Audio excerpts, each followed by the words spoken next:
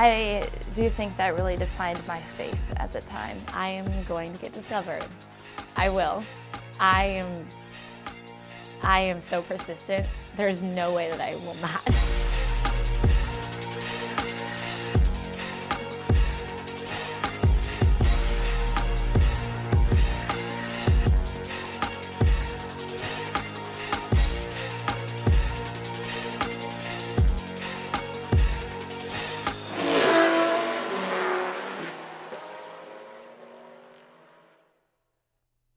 As the calendar shifts to November, happy Turkey Month, everybody, and welcome back for another edition of Ball State Sports Links Driven, presented by Stoops Automotive. Stoops, driven to be the best.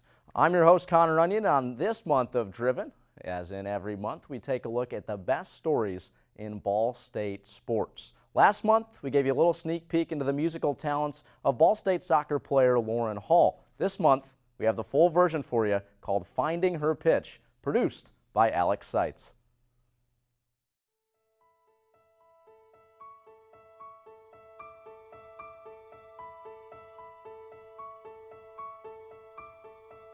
Where will she end up? I know that if there's anybody who could get there, it would be her.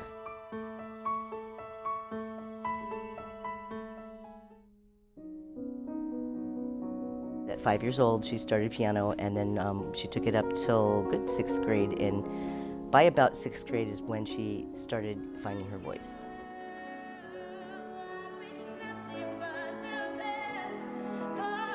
First time singing in front of people is very, very scary. I started to actually get over my stage fright and singing in 7th grade. I was a star of the school musical, and it was the greatest thing in my life. After I had opening night and I performed, I knew that was the best feeling in the world.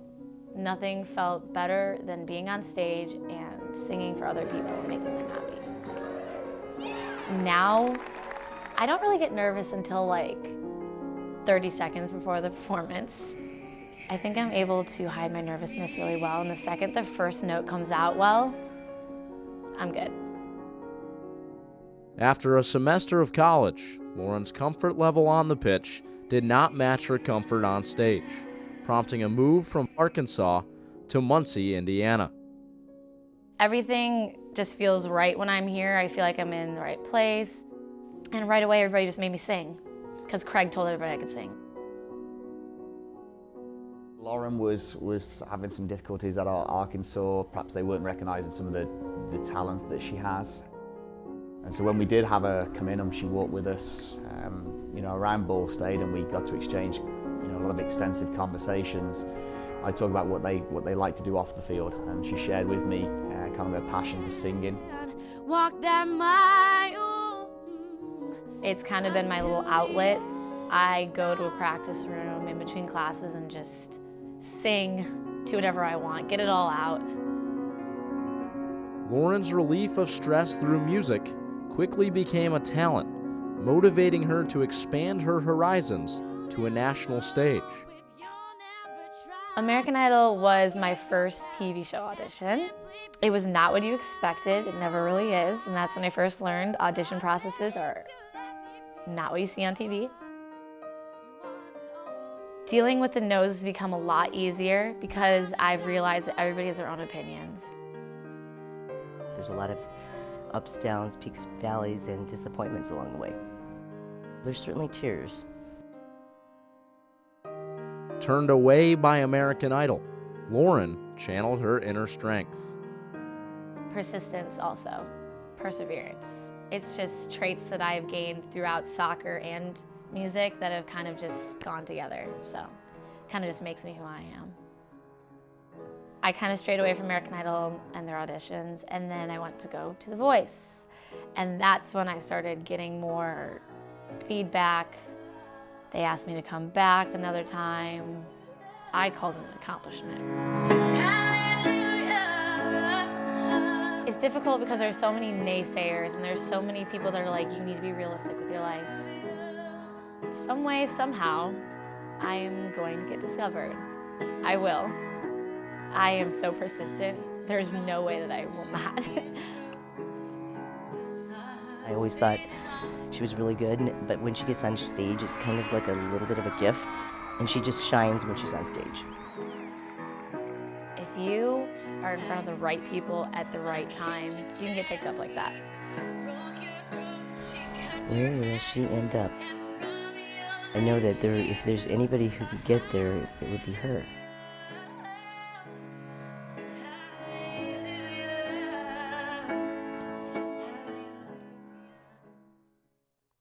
Overwhelming gratitude from Lauren after the final product of her story. She made it extremely easy, as well as the cooperation of her mom, Karen, and head soccer coach, Craig Roberts. Lauren, thank you for allowing us to tell your story. The soccer season did end, unfortunately, in disappointing fashion in the Mid-American Conference semifinals against Buffalo in overtime, but the end of one season leads to the beginning of another, which means it's winter sports time, which means men's swimming and diving. J.D. Middleton, a sophomore here at Ball State, he competed in high school, but was the lone swimmer on his high school swimming team. Upon coming to Ball State, he's found his swimming family. Andy Wright and Tim Rushi preview J.D.'s story.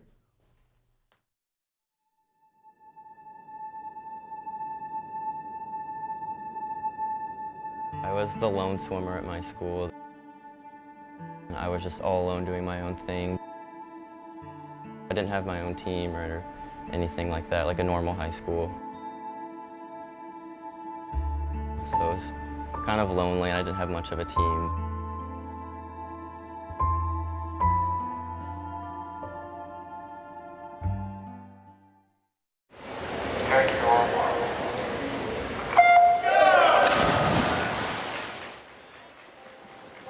Patch of always being down on myself, and I actually almost quit the sport of swimming before I came here just because I was alone and I didn't have that team aspect. So, I mean, after years of trying to motivate myself, I was really tired of that.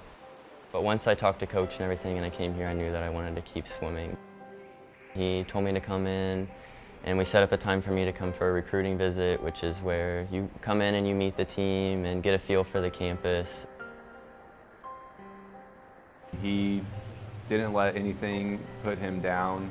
He would come to all the practices, he'd be at the meets, and he would swim. And just the fact that he was just an exhibition swimmer and it didn't count for anything, he still worked really hard. And I was just really impressed by his dedication, always being at the meets and stuff.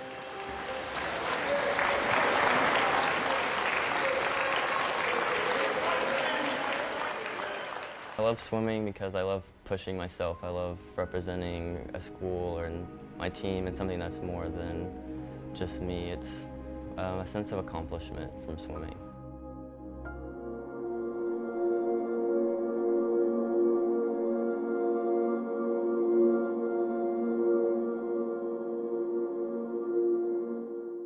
J.D. competes in the freestyle, and some of his best work came a season ago in the Mid-American Conference Championships in the 200-meter and 500-meter events. The dietetics major enters his sophomore season with that full story to come at a later date. With our next story, we stay in the pool with another freestyler. That's Ball State swimmer Col Smith. For Cole, as a 50-meter freestyler, a lot of times it's a race against the clock. We dive into his pre-race mentality with the second installation of I Play For You, produced by Zach McClusack and JC Obringer.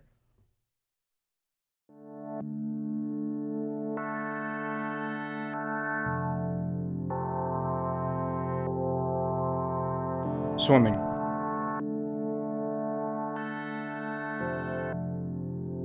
A sport that is unique from all others.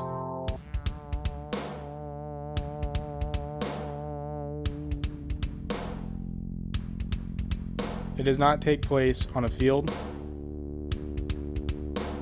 or a court or with a ball, but takes place in the water.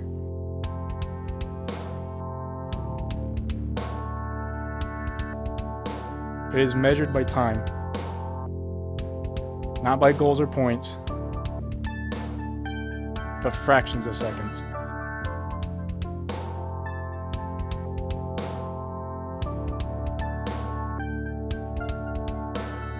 It's not just a race against others. It is a race against the clock. A relentless push to reach the wall.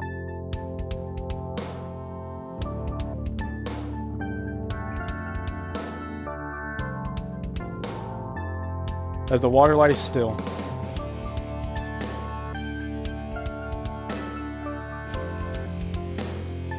as my opponents sleep,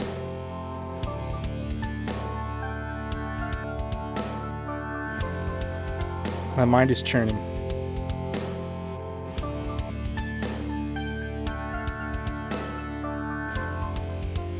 As I lose myself in the beat,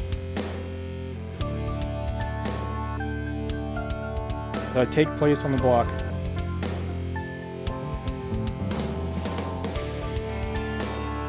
speed and power are vital.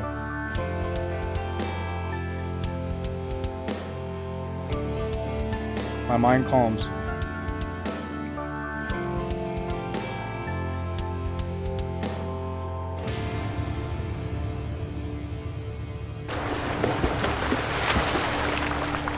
I'm Col Smith, and I play for you. Cole and his Ball State teammates competed in the Doug Coors Invitational. It was the 11th annual Invitational hosted here at Ball State. Ball State did fall to Grand Valley State in the meet as a team, but as you can see here on the graphic, Cole had quite a performance. First place in the 50 free, where he was only half a second off of his all-time best. Also first in the 400 relay, and second and third place in a couple other very successful relays. Speaking of success, time is short for Ball State running back Juwan Edwards, as he spent 4 seasons in the Ball State football program, being one of 2 running backs to rush for 1,000 yards in 3 different seasons. Juwan's story, entitled The Journey of the Quake, is produced by Drew Adamson and Tori Fox.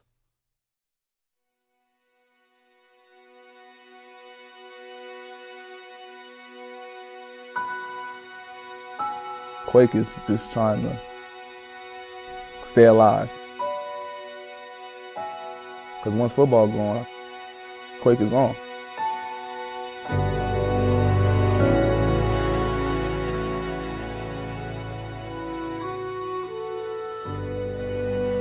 I'm just trying to keep Quake alive.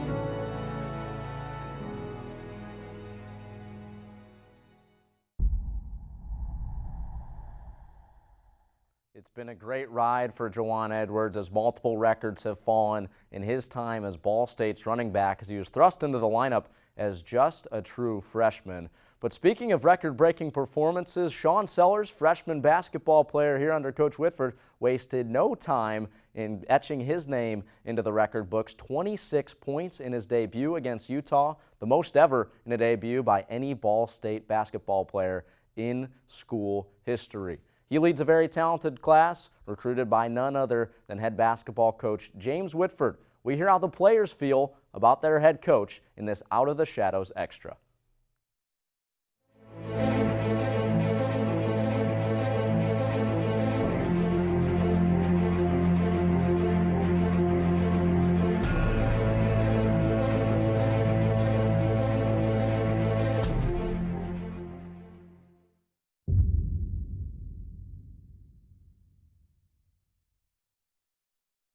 It was just a big decision for me to pick Ball State, but I really chose it because Coach Whitford, I love his mentality. He loves to win, and I love to win. I don't like to lose like him. So, and he's pretty intense about this year and like the people he brought in with me that we're gonna actually make a big impact in the MAC.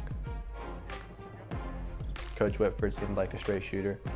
He wasn't gonna tell you something that he thought you just wanted to hear. He told you what you needed to hear. You got ding, Sean! Coach Whit and I relationship is really close. We talk almost every day, and we just talk about life, not even just basketball. We had practice one time, and Coach wasn't there. He was on a recruiting trip, so it's really different when he's not there. Like when he's there, things are snappy, snappy, snappy. When he's not, some people get lazy. Some people start to, they won't go as hard. But when he's there, like he has all of our attention, and like if we don't cooperate, then we know we have a consequence coming. It makes us better. It makes us think like, well, since he's gone, we need to still like have that same mentality. Like if Coach was here, we need to still be going 100% game speed and all that.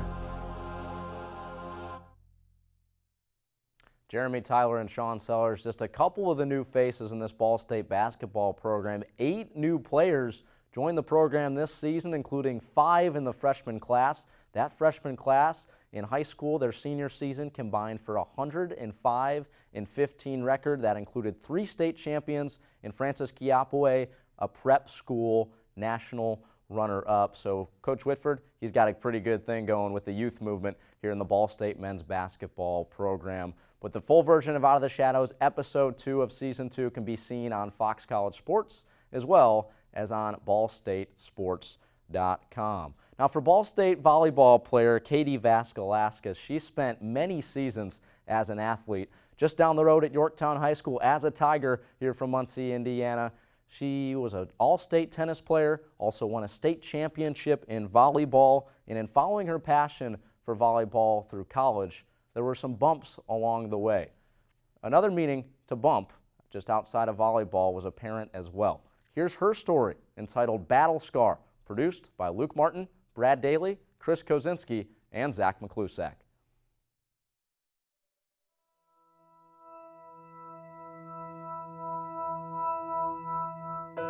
It's been a journey that, it seems like it's been a long time ago. Every time you see the scar on her face, it kind of remind her, that what's real important in life. Scars are a reminder of our past. They are also the sign of strength. When I was playing volleyball at Yorktown in 8th grade, I had mentioned that this bump was there. I didn't know what it was. I don't remember getting bit by a bug or anything like that. You wouldn't have really noticed it unless she showed it to you. So I took her into the doctor and he said it didn't look like anything more than maybe a clogged saliva gland or maybe a spider bite or whatever. So let's watch it for a little bit. 14-year-old, you think you're invincible. You don't think anything's going to happen to you. So very nonchalant, let's just get the bump check, see what it is, and move on. For about 6 weeks to 2 months, we watched it, and it grew pretty quick. So we got her back in, and they still didn't think it was anything. Did a biopsy, said we didn't think there's a problem. We'll just watch it. Well, after the biopsy was done, it really grew.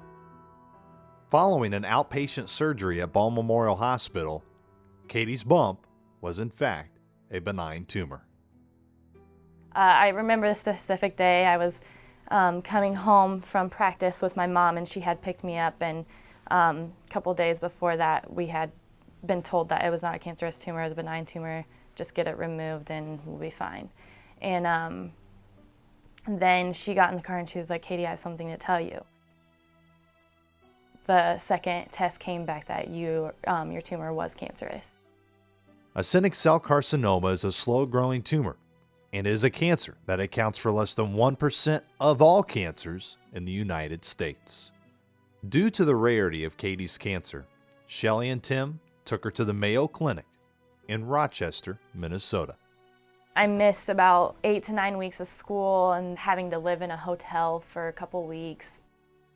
Following the surgery on February 13, 2008, doctors noticed something wrong about the placement of Katie's tumor. They had found that the margins of my tumor had been wrapped around my your main nerve in your face. And this main nerve has branches off of it, so they ended up having to snip off one of the branches of my nerve.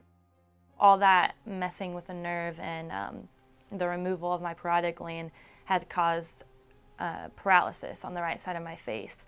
And the doctor had come in and said that he wasn't sure if I was going to get that back. It would just depend on time. I had paralysis for about a couple months and it ended up coming back. When Katie returned home, she never expected the extent of support she received. The Muncie team was definitely my biggest support system at the time. When I went to practice, they took me out in the hallway and everybody distributed the shirts, and I was kind of looking around trying to figure out why this was like a big deal. And then I left and went home and I was like, Mom, we got cool shirts today. And she was like, Katie, they made those shirts for you. That was just like the epitome of how the whole thing was for me. It was hard for me to completely understand what people were doing for me, because I didn't want people to feel that they had to put all this effort and energy to me, into me. Just the whole, I didn't want to put this on my parents. I didn't want to put it on anyone else. This past spring, 6 years later, Katie started noticing a change in her body again. I had felt behind my ear, and there is a tiny bump that's still there, which was a huge red flag. We got an MRI and sent it to Mayo Clinic where I had my surgery. That was a stressful time. I talked to Kelly Miller, who had experienced heart issues while she was in college and playing volleyball, so we had a heart-to-heart. I have aortic stenosis. The main valve that pumps blood to the rest of your body is narrowed and thickened, so it has to work a lot harder. My heart has to pump a lot harder in order to just get blood to the rest of my body as normal. She has this passion for the game, and she knows she has a purpose because she overcame something so large, something that I feel like I can relate to her on another level. And then just having her as a coach, everything that I hear from her, that I can take from her, is just another thing to get me through, to try to be the best that I can be. For her to be so mature about it, for her to be so strong about it, and I think that gave everybody else confidence, and that gave everybody else strength, and that's 100% what I then tried to mimic as well this spring is, you know, it's easy to be scared about something, you know, these are big deals, but you have to have faith. You have to have just your strength with your family, with your friends, with people around you. Scars are a reminder of our past. And for Katie Vasilakis, this is no ordinary scar. We've asked her about the scar. She could have that plastic surgery done. She says, no, that's my battle scar. She's thankful she's gone through it. And we look at her now and we are thankful we had the moment, because it does put things in perspective for us. Rely on your faith and stay strong through all of that, because in those times you have no control over what's going on with you. All you can do is just have the hope. I know that there's a reason why I overcame this and why others had a tougher experience or who didn't make it through. And so I see this as I have a purpose, and if I have the ability to play, I have to play harder than anybody else, because I have to play for those who don't get to play.